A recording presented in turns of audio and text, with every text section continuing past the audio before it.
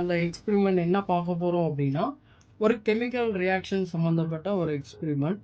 So இந்த எக்ஸ்பெரிமெண்ட்டை பார்க்குறதுக்கு நமக்கு என்னென்னலாம் தேவை அப்படின்னா பேக்கிங் சோடா தேவை, வினிகர் தேவை. ஆக்சுவலாக அந்த வினிகரில் நமக்கு என்ன இருக்குது அப்படின்னா உங்களுக்கு அசிட்டிக் ஆசிட் அப்படின்னு சொல்லக்கூடிய ஒரு ஆசிட், அதாவது அமிலம் இருக்குது. அதே மாதிரி பேக்கிங் சோடாவில் சோடியம் பைகார்பனேட் அப்படின்னு சொல்லக்கூடிய அமிலம் இருக்குது. ஸோ இந்த 2 கெமிக்கலும் நமக்கு ஒரு ரியாக்ஷன் பண்ணும். ஸோ இந்த ரியாக்ஷன் மூலமாக நமக்கு என்ன கிடைக்கும் அப்படின்னா CO2 அப்படின்னு சொல்லக்கூடிய ஒரு வாயு கிடைக்கும். ஸோ இப்போ நான் என்ன பண்ணுறேன் அப்படின்னா ஒரு பலூன் எடுத்துக்கிறேன்.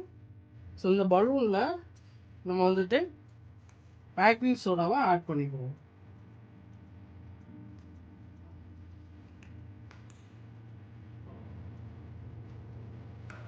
ஸோ பேக்கிங் சோடா ஆட் பண்ணியாச்சு. நெக்ஸ்ட் என்ன பண்ண போகிறோம் அப்படின்னா ஒரு சின்ன பாட்டிலில் நம்ம வந்து வினிகர் எடுத்துக்கிறோம். இப்போது இந்த பேக்கிங் சோடாவை வினிகரில் ஆட் பண்ணும்போது நமக்கு வந்து அந்த கெமிக்கல் ரியாக்ஷன் மூலமாக ஒரு CO2 வாயு கிடைக்கும்னு சொல்லலாம் இல்லையா? அந்த வாயு மூலமாக நம்ம வந்துட்டு இந்த பலூனை வந்து நம்ம ஏர் ஃபில் பண்ண போகிறோம். அந்த வாயுவை வச்சு அதை வந்து பலூன் ஃபில் ஆகிறத நம்ம வந்து என்ன பண்ணலாம் அப்படின்னா பார்க்கலாம். ஸோ அதுக்கு நான் பலூனை வந்து இந்த பாட்டில் கூட